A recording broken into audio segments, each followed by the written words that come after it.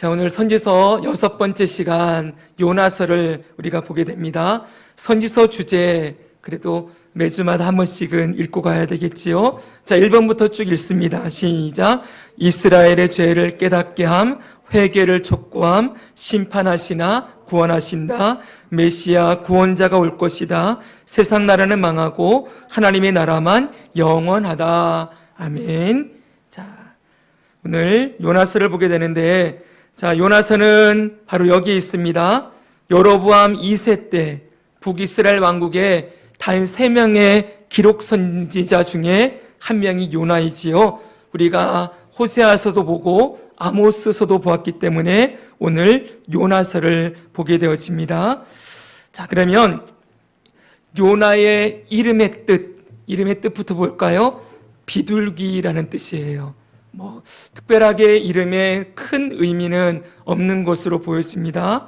자, 우리 같이 한번 요나 1장 1절을 같이 읽을까요? 시작. 여호와의 말씀이 아미떼의 아들 요나에게 임하니라. 이렇게 되어 있습니다. 요나에 대한 정보는 여기에 나오는 대로 아미떼의 아들이라는 정보만 우리가 알 수가 있지요. 자, 그런데 이 요나에 대한 이야기가 이 요나서에만 나오는 게 아니라 역사서의 다른 성경에 나오고 있다는 걸 혹시 알고 계시나요? 요나가 다른 성경에 등장하는 걸 읽어보신 적이 있으십니까?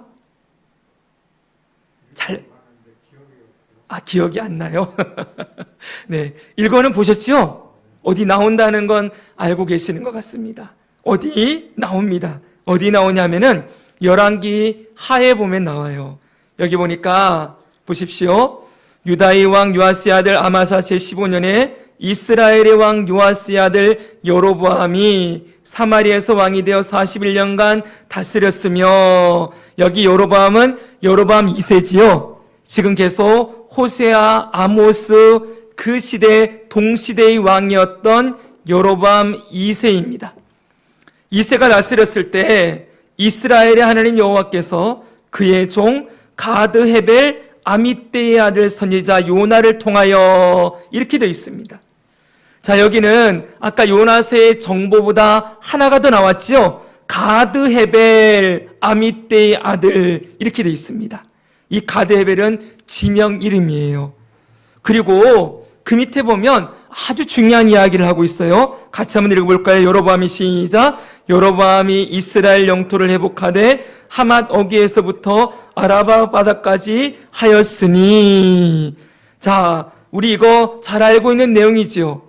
여로보암이, 자, 우리가 지도 계속 봤습니다. 이 하맛 어기까지 북이스라엘의 영토를 다 회복한 왕이라고 여러 번 말씀을 드렸지요. 그런데 이렇게 여로보암 2세가 나라를 회복할 것을 하나님이 미리 예언을 했는데 누구를 통해서 했느냐? 요나를 통해서 했다는 거예요. 여기 아미떼 아들 요나를 통하여 회복하는 것을 미리 말씀하시고 이루셨다라고 말씀하고 있어요. 그러니까 요나는 당시 북이스라엘 왕국에 있어서 굉장히 아마 유명한 사람이었을 거예요. 미리 요나가 이때 여로보암 2세 때 우리나라가 저 하맛 어기부터 아라바 바다는 홍해예요. 홍해까지 이르는 그 영토를 사해입니다. 미안합니다. 사해까지 이르는 영토를 다 얻게 될 것입니다. 라고 예언했는데 그대로 이루어졌다는 거예요. 자, 대단하죠, 여러분? 예, 바로 이렇게 요나에 대해서 성경은 열왕기 하서에 기록을 해놓고 있습니다. 여기서 우리가 알 수 있는 정보가 뭐예요? 자, 그 정보는 첫째는 요나는 여로보암 2세 때 활동을 했구나 라는 거 알 수 있겠지요. 두 번째는 가드 헤벨 지역 출신이구나 라는 걸 알 수 있어요. 세 번째는 이 요나가 여로보암 2세의 영토 회복을 미리 예언한 선지자였구나 라는 걸 알 수가 있어요. 여기 가드 헤벨이라고 했는데 가드 헤벨 이 지역은요, 여기가 원래 북이스라엘 영토거든요. 요쯤에 스불론 지파가 있습니다. 북이스라엘의 스불론 지파 바로 위쪽에 있어요. 그래서 이 거의 북쪽의 출신이에요. 그러니까 북이스라엘에서도 북쪽의 가드헤벨, 여기에 요나가 살고 있었고, 요나가 아시리아 제국을 향한 그런 예언을 선포했음을 우리가 알 수가 있는 것입니다.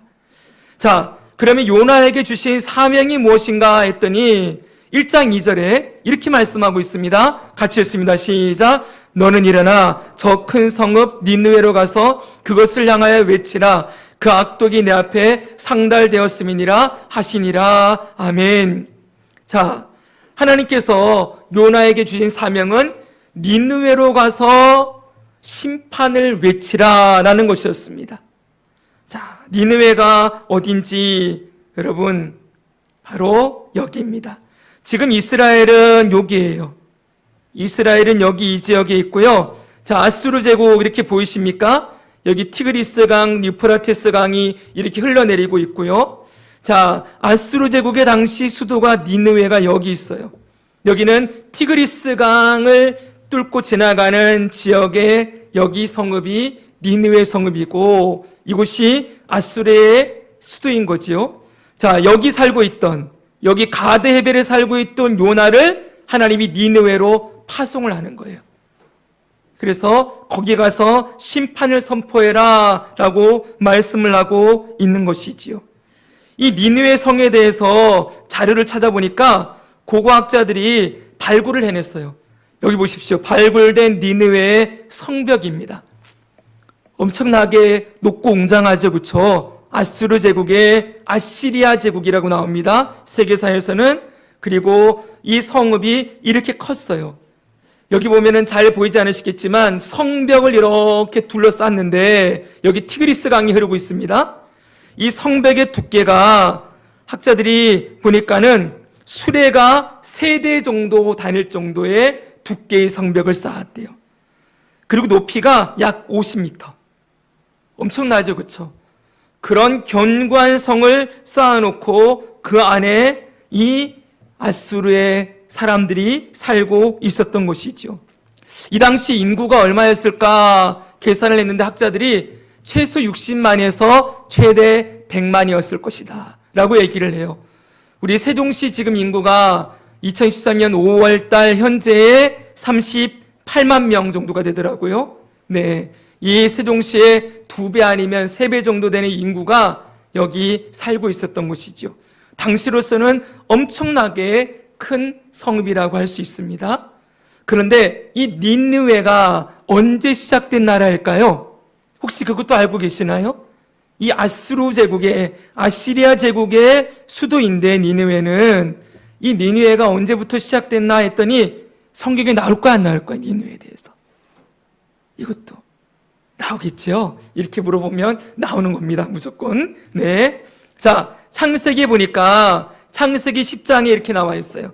구스가 또 니므롯을 낳았으니, 이 구스는 함의 아들이에요. 자손이에요. 니므롯을 낳았는데 그는 세상의 첫 용사라 그랬어요. 그리고 그의 나라는 그랬거든요. 이 니므롯이 성경에 나라라고 말하는 단어가 나오는데 첫 번째로 등장했던 사람이에요. 그러니까 처음으로 나라를 세웠던 사람이라는 거예요. 그럼 니므롯은 이 나라의 왕이었겠죠, 그렇죠? 왕이 되어 나라를 세웠던 첫 번째 인물로 성경에 기록되어 있는데 그의 나라는 쭉 한 다음에 그가 그 땅에서 아수르로 나아가 니느웨와 르호보딜과 갈라와 레센을 건설했다 이렇게 나와 있어요. 자, 바로 함의 아들 구스의 아들 니므롯이 건설한 도시가 아수르의 니느웨였다는 거예요. 그러니까 여러분 굉장히 오래된 노아의 후손이니까 굉장히 오래된 역사를 가진 성읍이라고 얘기할 수 있겠지요. 바로 이 아수르 제국이 나중에 북이스라엘을 멸망시키게 되는 겁니다. 요나 시대로부터 이 북이스라엘의 멸망까지는 불과 40년밖에 안 남았어요. 그러니까 요나가 BC 760년 정도에 등장을 했고요. 북이스라엘이 BC 722년도에 망하게 되니까 아수르에 의해서 38년 전쯤에 요나가 등장해서 니느웨를 향하여 나아가 하나님의 심판을 선포했다는 것이지요. 자, 어찌되었던 하나님은 그 요나에게 니느웨로 가라라고 말씀하셨어요. 근데 요나가 니느웨로 안 가지요. 그리고 어디로 도망가려고 합니까? 다시스로 도망가려고 합니다. 다시스도 제가 좀 찾아봤어요. 전부 그래도 인터넷에서 그냥 퍼온 겁니다. 네, 찾아봤더니 여기에요. 여기가 요빠거든요. 요빠로 내려갔다 그랬잖아요. 그리고 니느웨는 여기 있는데 다시스는 여기 있어요. 스페인에. 엄청나게 멀리 도망가려고 그랬지요? 예, 보통 가려고 마음먹은 게 아니에요. 그냥 저 바다 끝에까지 가려고 계획을 세우고 이렇게 도망갈 생각을 했다는 거지요. 자, 얼마나 이 일이 하기 싫었으면 저기 저 멀고 먼 나라 스페인에 다시스까지 가려고 했겠습니까? 근데 하나님은 이 요나를 어떻게 합니까? 풍랑을 만나게 하시고 뱃속에 바다에 빠뜨리시고 물고기 준비하셔서 이 니느웨에다가 다시 데려다 놓으시지요. 그리고 이제 요나가 그 땅을 향해서 회개를 선포하고 그 니느웨가 돌아오게 되는 이야기가 요나의 전체 줄거리입니다. 그런데 여러분, 우리가 이 요나서를 볼 때 사람들에게 이슈가 되는 게 있어요. 뭐냐 하면 진짜 요나서의 사건이 일어났을까? 이거예요. 여러분은 요나가 물고기 뱃속에 들어갔다가 3일 만에 나왔다는 걸 믿습니까? 그게 진짜 일어났다고 믿으세요?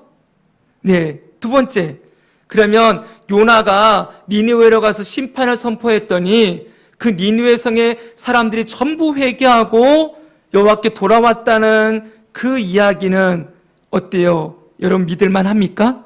진짜 니느웨가 그런 회개의 역사가 있었을까요? 네. 자, 그런데 우리는 이 니느웨의 요나에 대한 이야기를 예수님도 언급하셨다는 것을 우리는 알고 있지요. 요나의 이야기를 예수님이 말씀하세요.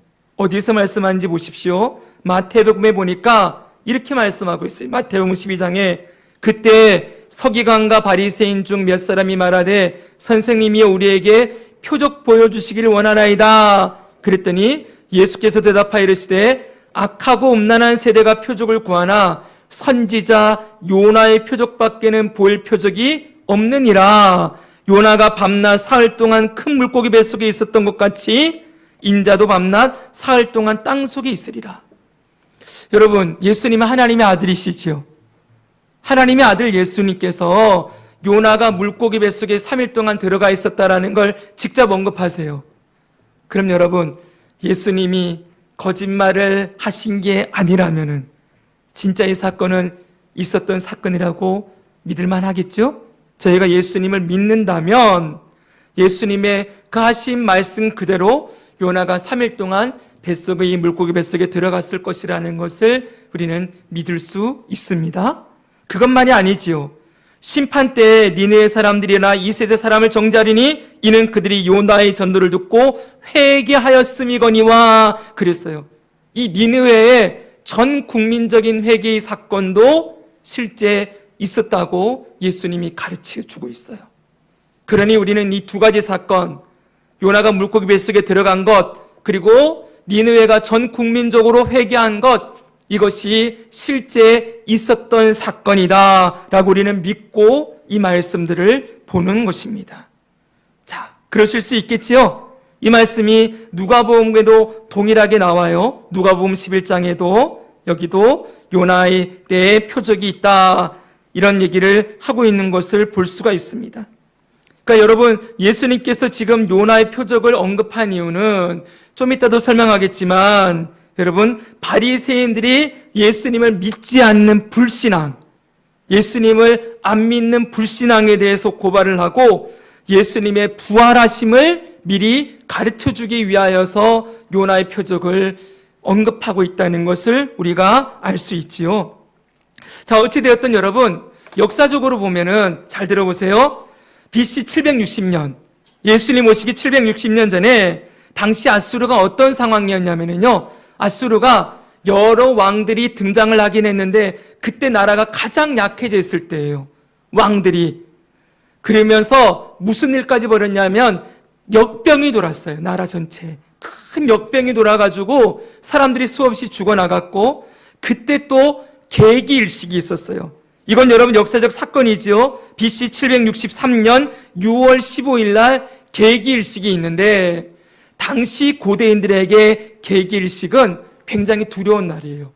왜냐하면 자신들이 믿고 있던 태양신이 죽는 날이거든요. 그러니까 모든 이방신들 가운데서 최고의 신은 태양신이에요. 이집트는 태양신을 라라고 불렀어요. 이 라라고 부르는 태양신은 영생불사예요.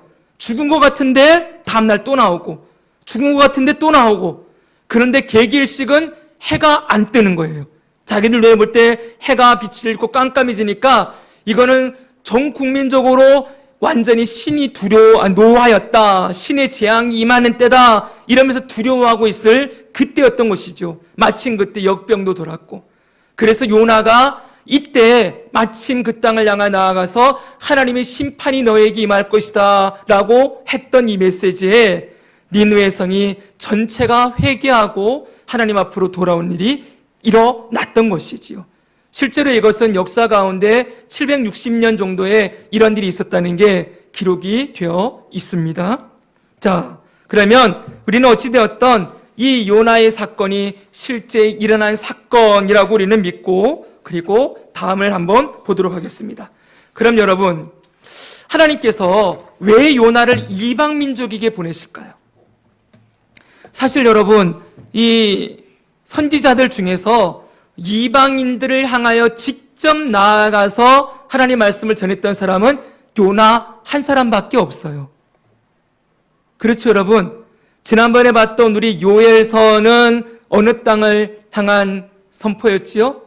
에돔을 향한, 오바댜죠. 오바댜는 에돔을 향한 심판을 선포하긴 했지만 에돔으로 가진 않았어요. 그렇죠, 여러분? 그리고 이 니느웨를 향하여 나중에 나훔이라는 선지자가 또 니느웨의 심판을 선포하는데, 나훔도 심판을 선언하기는만 했지 그 땅을 향해 나아가진 않았어요. 다시 말하면 이방 나라를 향하여 직접 간 사람은 요나 한 사람인데, 하나님은 왜 요나를 이방인 민족에게 보내고 있느냐라는 것이지요. 우선은 여러분, 일단은 북이스라엘에는 지금 누가 있어요? 두 사람 있죠. 선지자가. 누구요? 아모스와 하박국이 있죠. 그렇죠? 그렇죠, 여러분?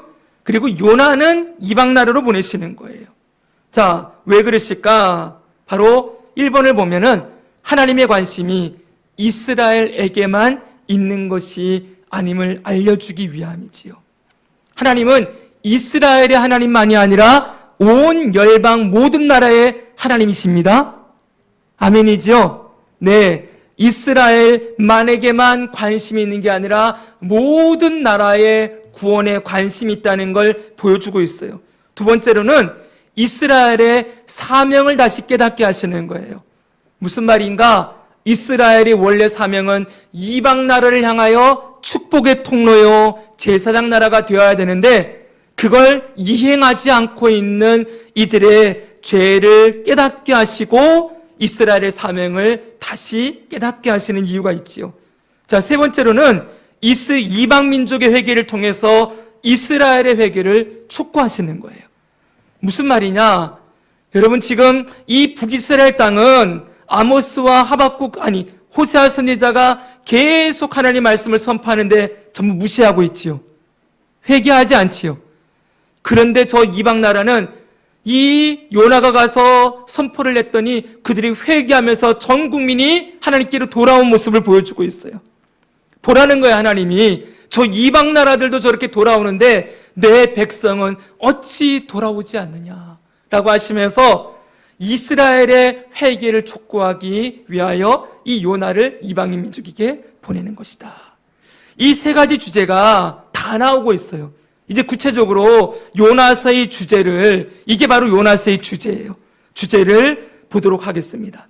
첫 번째는요, 이스라엘의 죄를 깨닫게 하시는 거예요.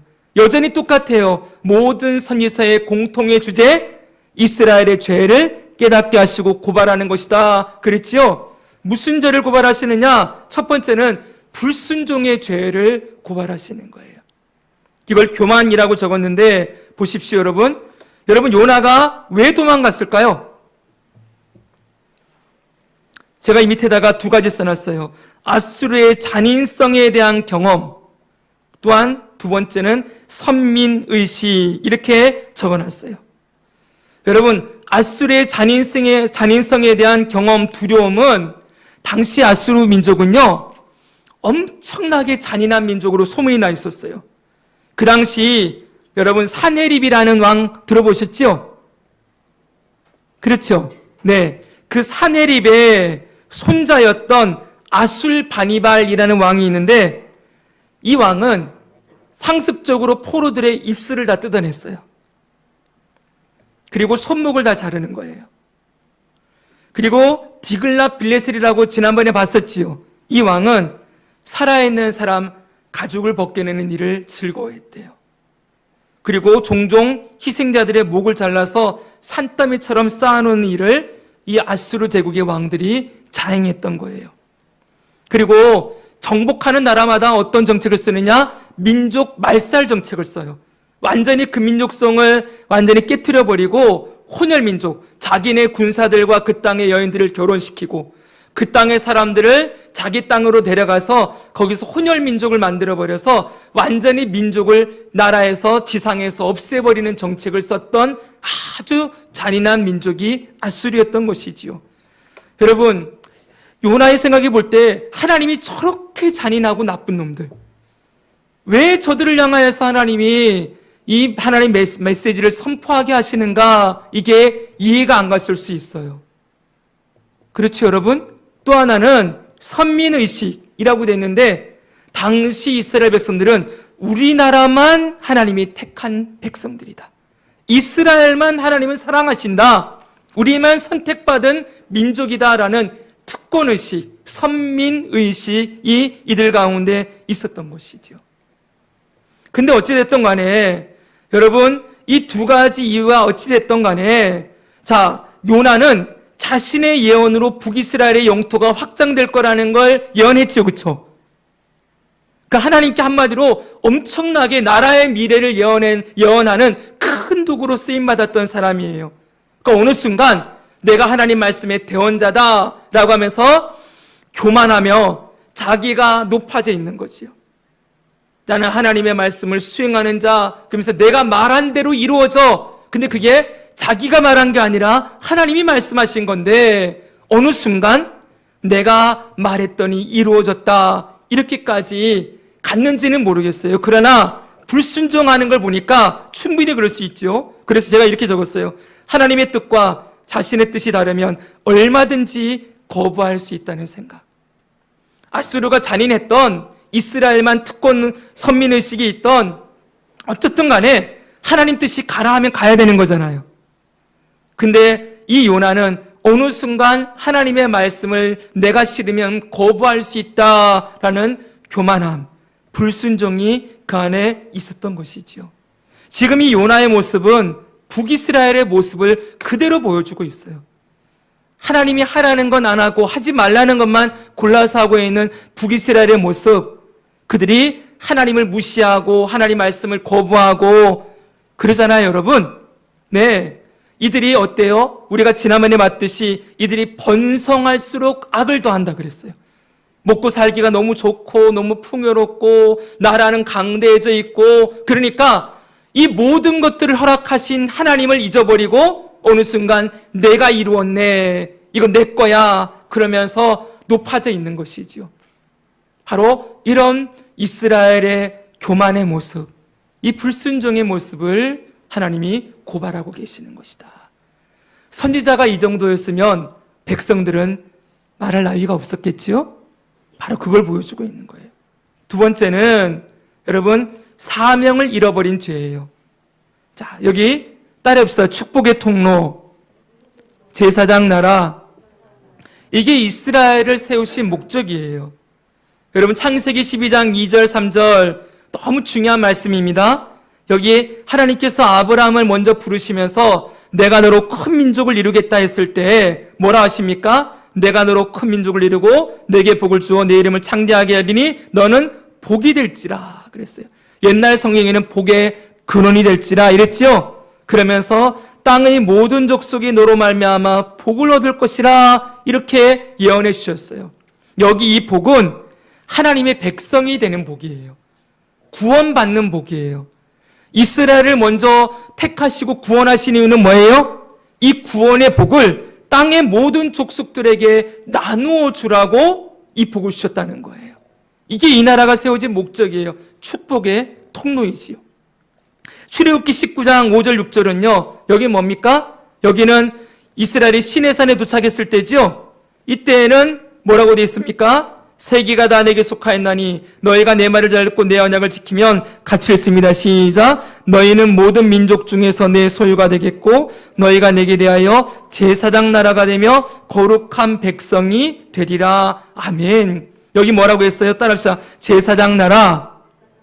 네, 제사장이 뭐 하는 사람이에요? 죄인들과 하나님 사이에 서서 그들을 연결시켜주는 중보의 사명을 감당했던 사람들이 제사장이지요.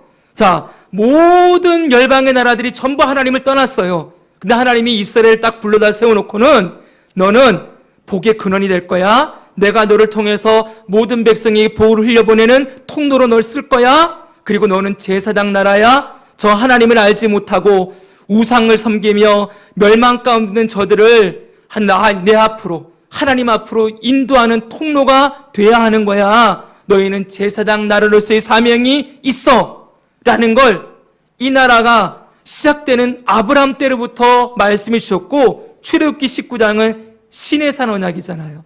시내산 언약을 세우면서 이 말씀했다는 거예요. 그러니까 이스라엘은 이 복을 자기들만 갖고 있으면 안 돼요. 이들의 선민의식이 얼마나 잘못된 건지 아시겠죠? 지금 자기들만 잘 먹고 잘 살라고 하나님 복을 받아가지고 이 땅에서도 잘 살고 죽어서도 천국 가는 복을 자기 민족만 누리라고 주신 게 아니라는 거예요. 그런데 유대인들은 나중에 신약시대에 보면은요, 이렇게 얘기를 했대요. 나는 여자로 태어나지 않은 것이 감사하고 이방인으로 태어나지 않은 것이 감사하다. 그러면서 이방인들을 뭐라 불렀는지 아십니까? 지옥의 불쏘시개라고 불렀지요. 지금 그 인식이 누구에게 있는 거예요? 요나에게 있는 거예요. 그럼 여러분, 선지자가 이 정도면 일반 백성들은 어떻게 했습니까? 선지자도 저 이방 나라를 향해서 나아가기를 이렇게 싫어하는데 일반 백성들은 아예 이런 사명이 있는지조차도 모르고 살겠죠. 그렇죠? 네. 하나님의 말씀을 전한다고 하는 선지자도 이 나라가 세워진 목적을 전부 망각하고 있는 거예요.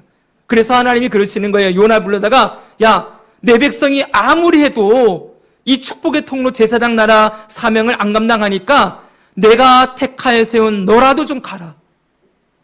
네가 이 나라를 대표해서 이 나라의 사명을 네가 좀 감당하지 않겠느냐라고 불러놨는데 요나가 그러는 거예요. 싫어요. 못해요. 안 할래요. 그리고 도망가 버리는 거죠. 여러분, 이것이 이스라엘의 죄라는 거예요. 삶의 목적과 방향을, 하나님이 주신 생명을 자기 마음대로 쓰고 자기 뜻대로 사용하는 이들의 죄의 모습이 보이는 것이지요. 더군다나 여러분, 뒤바뀐 모습도 보여져요. 이 사명이 이방인들을 가가지고 복음을 선포하고 그들을 구원하는 일을 해야 되잖아요. 예. 그런데 오히려 이방인들이 요나를 꾸짖는 모습도 볼 수가 있죠. 요나서에서. 이게 아주 중요한 모티브인데요. 보시면은 1장 6절에 보니까 풍랑이 일어났어요. 근데 요나는 배 밑창에 들어가 자고 있지요. 그랬더니 선장이 뭐라고 합니까? 그에게 가서 이르되 자는 자여 어찌함이냐. 일어나 내 하나님께 구하라. 오직 혹시 하나님이 우리를 생각하사 망하지 아니하게 하시리라. 이방인들을 향하여 깨우라라고 선포해야 될 선지자가 오히려 이방인들이 와서 너 잠 좀 깨라. 너 기도 좀 해라. 너 왜 그러고 자고 있냐? 네 하나님께 한번 기도라도 해야 되지 않겠냐? 이런 말을 거꾸로 듣고 있다는 얘기지요. 1장 7절에 10절 보니까 요나가 뽑혔어요. 제비뽑기에. 무리가 알고 심히 두려워하되 내가 어찌하여 그렇게 행하였느냐? 하나님의 말씀을 네가 어찌하여 거부하고 네 마음대로 도망갔느냐라고 책망을 하고 있는 모습을 보게 되는 것이죠. 하나님 백성이 세상을 책망하는 게 아니라 그들의 죄를 고발하고 하나님께로 회개하고 돌아오게 만들어야 되는데 오히려 세상 사람이 하나님의 백성을 꾸짖고 있는 이 아이러니한 모습. 더 나아가면은 어떤 일도 일어납니까?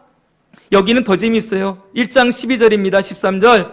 자, 요나가 그래요. 내가 잘못했으니까 나를 들어 바다에 던지라 그렇게 얘기하는데 이 폭풍을 만난 것은 나 때문이다 그러면서 나 던지라 그래요. 근데 보십시오. 그러나 그 사람들이 힘써 노를 저어 배를 육지에 돌리고자 하다가 바다가 그들을 향하여 점점 더 흉흉함으로 능히 못한지라. 배에 타고 있는 이방인들이 요나를 그냥 바다에 던져놓는 게 아니죠. 오히려 살리려고 요나를 바다에 던져놓는 게 아니라 어떻게든 힘을 다해 노를 저어서 함께 살아보려고 애를 쓰고 있어요. 기가 막힌 얘기지요? 네. 오히려 하나님의 백성이 세상을 살리는 게 아니라 세상이 하나님 백성을 살리려고 애쓰고 있다고요. 이 밑에 14절에 16절 보면 무리가 여호와께 부르짖어 이르되 여호와여 구하고 구하오니 누가 기도해요? 이방인들이 기도하고 있어요. 요나가 기도하는 게 아니라. 그러면서 이 바다에 던진 다음에 그 사람들이 여호와를 크게 두려워하여 여호와께 제물을 드리고 서원을 하였더라. 이걸 이 이방인들이 하나님을 믿게 되었다 이렇게까지 나가진 못하겠어요. 그렇게까지 해석하면 너무 멀리 나간 거겠지만 분명한 것은 여기에 담겨진 메시지가 있지요. 하나님의 백성보다 오히려 이방인들이 더 나아요. 뭔가 역할이 완전히 뒤바뀌어 있는 그 모습을 보여주지요. 이스라엘의 사명이 완전히 땅바닥에 떨어지고 오히려 이방인들에게 책망받고 구원을 받아야 되는 처지가 이스라엘이다 라는 걸 하나님이 고발하고 계시는 것이죠. 여러분, 이것이 이스라엘의 두 번째 죄라면 세 번째 죄는 회개하지 않는 죄예요. 아까 왜 요나를 이방 나라로 보내는가 했는데 여기 보십시오. 회개하는 이방인 그리고 회개하지 않는 이스라엘이에요. 요나서를 통해 볼 수가 있지요. 보십시오. 3장에 보니까 요나가 여호와의 말씀대로 일어나 니느웨로 가니라. 니느웨는 사흘 동안 걸을 만큼 하는 큰 성이라. 같이 읽습니다. 시작. 요나가 그 성읍에 들어가서 하루 동안 다니며 외쳐 이르되 40일이 지나면 니느웨가 무너지라 하였더니 니느웨 사람들이 하나님을 믿고 금식을 선포하고 높고 낮은 자를 막론하고 굵은 베옷을 입은지라. 이들이 하나님을 믿고 금식을 선포하고 모든 자들이 굵은 베옷을 입었다. 회개했다는 거예요. 심지어는 왕이 보좌에서 일어나 왕복을 벗고 굵은 베옷을 입고 제 위에 앉았다. 이렇게 말하고 있어요. 아직 재앙이 임하지도 않았지요? 임하지도 않았는데 메시지만 듣고 이들이 회개하고 돌아와요. 심지어는 그 다음 말씀 보니까 왕과 그의 대신들이 조소를 내려 니네에 선포하려되 사람이나 짐승이나 소떼나 양떼나 아무것도 입에 대지 말지니 곧 먹지도 말 것이요 물도 마시지 말 것이며 사람이든지 짐승이든지 다 굵은 베옷을 입을 것이요. 아니, 짐승에게도 베옷을 입혔대요. 그리고 힘써 하나님께 부르짖을 것이며 각기 악한 일과 손으로 행한 강포에서 떠날 것이라. 하나님이 뜻을 돌이키시고 그 진노를 그치사 우리가 멸망하지 않게 하시리라. 그렇지 않을 줄을 누가 알겠느냐 한지라. 온 땅의 사람과 짐승이 물도 안 마시고 금식하며 굵은 베옷을 입고 하나님께 힘써 부르짖었다. 강포와 악한 길에서 떠나라 라고 선포하고 있는 거죠. 사실은 여러분, 이 모습이 어느 나라에서 나와야 되는 모습이에요? 이스라엘에게서요. 하나님 원하시는 건 이스라엘에게서 이 모습을 보고 싶어 하는데, 우리 지난주에 봤지요? 아모스서 보니까 아모스 4장에 이렇게 되어 있어요. 또 내가 너희 성읍에서 너희 일을 깨끗하게 하며 너희의 각 초소에서 양식이 떨어지게 하였으나 너희가 내게로 돌아오지 아니하였느니라. 이건 실제로 재앙이 임한 거예요. 양식이 떨어졌는데도 안 돌아와요. 이 다음에 추수하기 석 달 전에 비를 멈추어 성읍에 내리지 않게 하였는데 너희가 내게로 돌아오지 아니하였다. 비가 안 내려도 안 돌아와요. 니느웨는 요나가 가서 말씀만 전했는데도 돌아오는데 지금 이스라엘은 하나님께 징계를 받으면서도 안 돌아오는 거예요. 하나님의 마음이 어떠했겠습니까? 저 이방인은 돌아오는데 내 백성은 어찌 돌아오지 않는가? 내 사랑하는 내 백성은 왜 내 말을 듣지 않는가? 얼마나 안타까워하시며 아파하셨을까요? 여러분, 여기 하나님의 마음이 보이십니까? 네. 자, 바로 이런 죄들을 요나서는 우리들에게 보여주고 있는 것이지요. 자, 그리고 이것이 바로 세 가지가 지금 이스라엘의 죄예요. 첫째는 뭐였습니까? 첫 번째 뭐였죠? 네, 기억납니까? 불순종의 죄였지요. 두 번째는 뭡니까? 사명을 잃어버린 모습이었지요. 네, 세 번째는 뭐예요? 회개하지 않는 죄였어요. 자, 이것이 요나서의 주제예요. 이스라엘의 죄를 고발하는 거예요. 두 번째 큰 주제가 나옵니다. 큰 주제는 뭐냐면 바로 심판하시나 구원하시는 하나님이에요. 여전히 똑같은 주제가 나오죠. 따라합시다. 심판하시나 구원하신다. 어떻게 심판하고 구원해요? 요나의 심판과 구원이 나오고 있어요. 불순종하는 요나를 폭풍 속에 던지게 하시는데, 그러나 물고기 준비하셔서 살리시지요. 심판하시나 구원하시는 거지요. 네. 그리고 불평하는 요나에게 박농쿨을 주시고 또 그걸 거두어 가세요. 하나님은 구원하시는 분이라는 걸 그에게 계속 가르쳐주고 있는 것이죠. 자, 여러분, 이것이 니느웨의 심판과 구원에도 그대로 나오지요. 요나서 1장 2절에 보면은 하나님이 니느웨를 뭐라 부르냐면은 악독이 가득한 땅이다 그러셨어요. 그 땅은 악독이 가득하다. 그런데 여러분, 이렇게 악한 나라도 하나님은 어떻게 하는 거예요? 살리고자 하시는 거예요.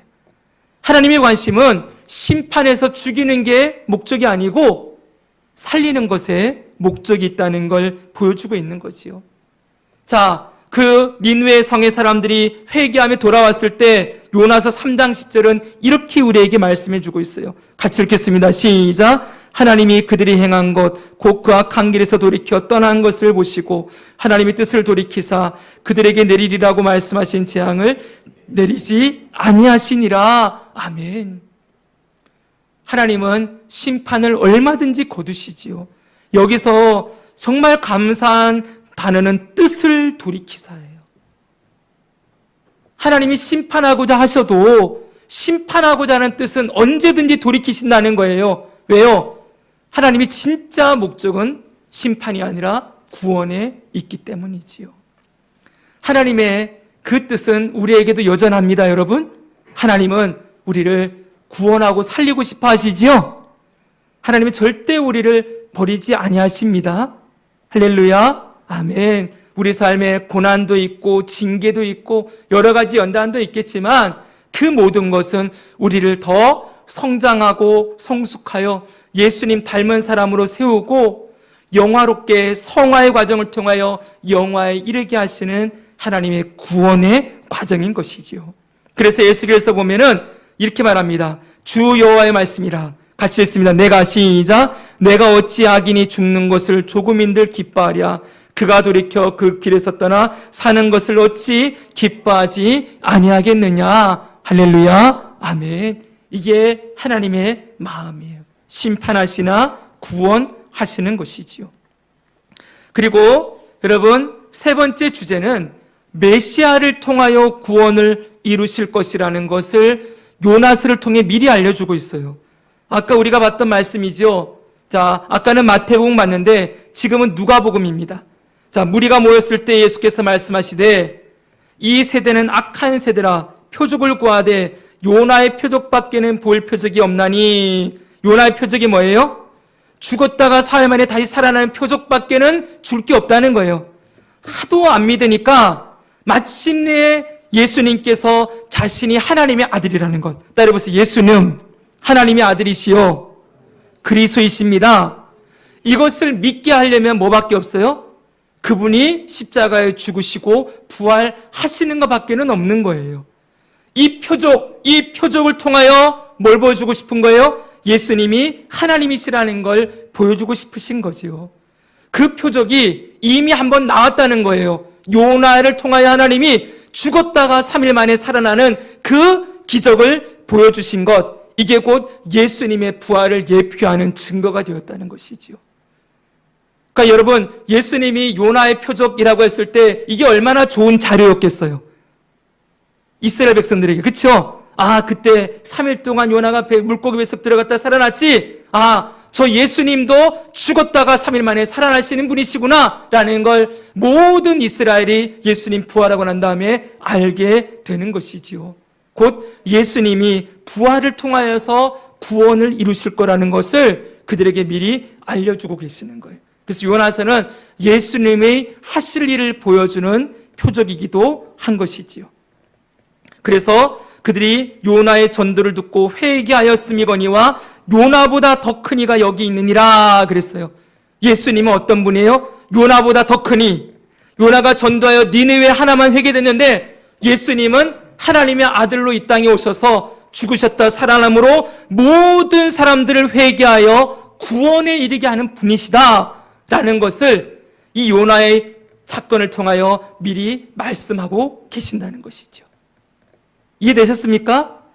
요나보다 더 큰 이가 여기 있다.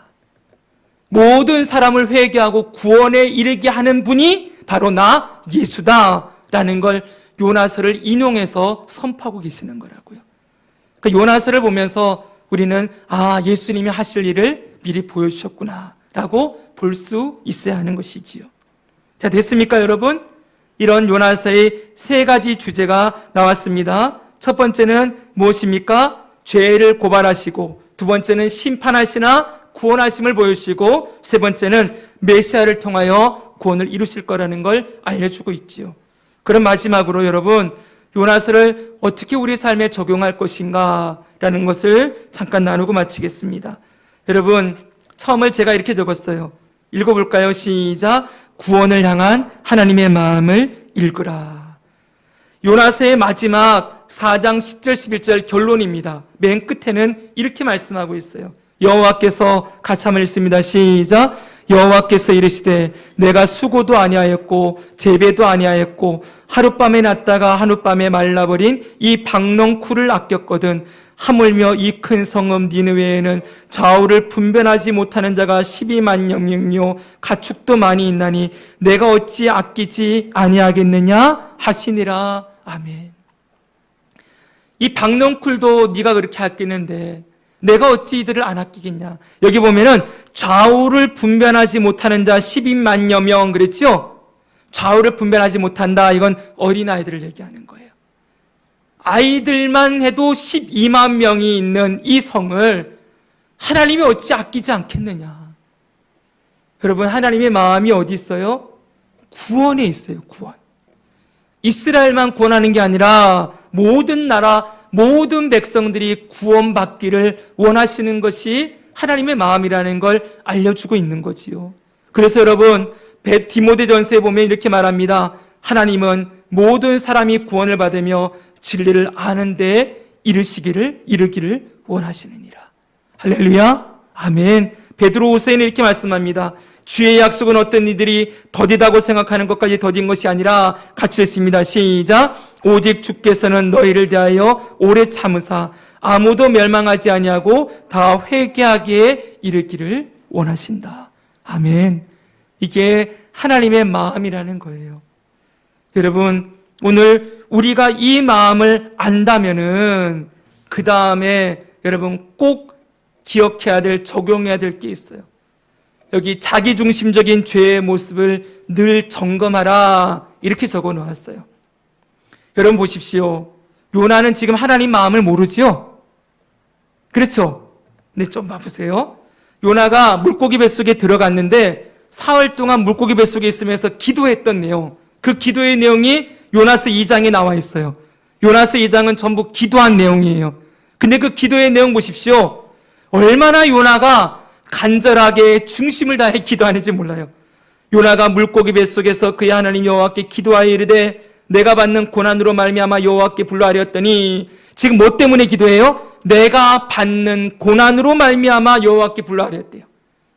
지금 힘들어 죽겠다는 거예요. 그래서 어떻게 해요? 기도했더니 주께서 응답하시고 내 음성을 들으셨다 그러면서 내가 말하기를 내가 주의 옥전에서 쫓겨났을지라도 다시 주의 성전을 바라보겠나이다. 내가 다시 하나님께로 돌아갈게요. 그랬다는 거예요. 참 귀한 고백이죠. 네. 그 다음에도 보면은 7절에서 9절, 내 영혼이 피곤할 때, 시작. 내 영혼이 내 속에서 피곤할 때 내가 여호와를 생각하였더니 내 기도가 주께 이르렀사오며 주의 성전에 미쳤나이다. 그리고 그 뒤에 나는 감사하는 목소리로 주께 제사드리고 서원을 주께 갚겠습니다. 구원은 여호와께 속하였나이다. 아멘. 참 귀한 고백이죠. 하나님은 나를 구원하시는 분이십니다. 라고 고백하는 거예요. 근데 이렇게 기도했던 요나가 4장에 가니까 어떻게 기도하는지 아세요? 이렇게 기도해요. 요나가 4장 1절 매우 싫어하고 성내며 여호와께 기도하여 이르되 여호와여 원하건대 이제 내 생명을 거두어 가소서 사는 것보다 죽는 것이 내게 나음이니이다. 물고기 뱃속에 있을 때에는 나의 구원의 하나님을 찬송합니다. 죽기로 돌아갑니다. 그랬던 요나가 이제는 하나님 앞에 막 성내고 싫어하면서 저 니느웨가 회개하고 돌아온 게 못마땅한 거예요. 차라리 저들이 돌아오는 꼴을 보느니 내가 죽겠습니다. 나 죽여주세요. 그러고 있는 거죠. 그 뒤에도 보면 4장 9절에 하나님이 요나에게 이르시되 내가 이 박넝쿨로 말미암아 성내는 것이 어찌 옳으냐 하시니 그가 대답하되 내가 성내어 죽기까지 할지라도 옳으니이다. 얼마나 완고하고 교만하고 여러분 얼마나 고집스럽고 나빠요. 그렇죠? 자기가 힘들 때에는 자기 힘든 거는 막 힘들어가지고 부르짖고 막 겸손하게 죽게 돌아가겠습니다 그랬더나 자기 뜻대로 이루어지지 않으니까 막 성질내고 화내면서 막 하나님을 향하여 원망을 쏟아내고 있는 이 이율배반적인 모습. 여러분 얼마나 이 요나가 얄팍한 인간의 본성을 가지고 있는지 보여주고 있지요. 우리도 똑같잖아요. 그렇죠? 내가 힘든 것만 보이죠. 내가 힘든 게 제일 힘든 거고 내가 힘들면 하나님 도와주셔야 되고 내가 힘들고 어려울 때 또 다른 사람도 힘들고 있는 건 전혀 보지 않아요. 그리고 내가 힘든 데를 벗어나서 편안하게 되면은 더 어떻게 됩니까? 내가 편안하게 되면 그때 남을 더 돌봐야 될 모습인데 오히려 내가 편해지면 교만하여서 자기가 잘나서 그렇게 된 줄 알고 올라가는 이 악한 죄의 모습. 하나님의 마음과 이 인간의 죄가 얼마나 크게 대비되고 있는가를 요나서는 극명하게 보여주고 있어요. 사실은 여러분 이 요나의 모습이 우리의 모습과 다를 바가 없지요. 우리도 항상 내가 먼저지요. 그렇죠? 내가 잘 돼야 도와주지. 내가 일단 힘든 거 지나가야 남도 도와줄 수 있지. 모든 삶의 우선순위가 일단 내가 먼저예요. 내가 돼야 되는 거예요. 하나님은 그렇지 않죠, 여러분. 네가 먼저, 나 먼저, 너희는 먼저 그의 나라와 그의 의를 구하라. 그리하면 이 모든 것을 내게 더하시리라 말씀하시는데 먼저 하나님 나라를 위해 살아라라고 말씀하시는데 우리는 항상 어때요? 나부터 벗어나야 되고 나부터 잘 돼야 되고 나부터 힘든 거 벗어나야 되고 항상 삶의 중심이 내게 있는 이 모습을 보여주고 있는 것이지요. 사랑하는 여러분, 하나님의 마음을 읽는 자는 내가 아니라 내 안에 계신 그리스도께서 사시는 것이라. 여러분 이건 결론을 얘기하는 게 아니에요. 갈라디아서 2장 20절은 내 안에 사는 이 오직 예수 그리스도니 이제 내가 사는 것은 나를 위해서 사는 게 아니라 내 안에 살아계신 하나님의 아들 그리스도를 위해 사는 것이라는 건 앞으로 내가 어떻게 살아갈 것이라는 걸 결단하는 말이에요. 나를 버리고 나를 내려놓고 내 안에 살아계신 예수님이 하고 싶어하는 일 이거 하며 살아가는 삶 이것을 주님이 보고 싶어 한다는 거예요. 하나님의 백성들이 그렇게 사는 걸 보고 싶어 하는 거죠. 그래서 마지막으로 바로 여러분 말씀하는 게 사랑하라입니다. 결국은 여러분 같이 한번 읽을까요? 새 계명을 시작. 새 계명을 너에게 주노니 서로 사랑하라. 내가 너희를 사랑한 것 같이 너희도 서로 사랑하라. 너희가 서로 사랑하면 이로써 모든 사람이 너희가 내 제자인 줄 알리라. 아멘. 결국 하나님이 니느웨 성에 가서 요나에게 선포하라는 것은 딴 게 아니지요. 너 그 백성도 사랑하고 품어라 라고 말씀하는 거지요. 그렇죠 여러분? 그들도 사랑하고 품어라. 내가 아끼는 백성이다 저들도. 사랑하는 여러분, 누구든지 바라볼 때 그 영혼도 주님이 아끼시는 영혼이다 우리가 바라보며 그 한 영혼의 귀함과 고귀함을 우리가 인정하고 받아들여야 돼요.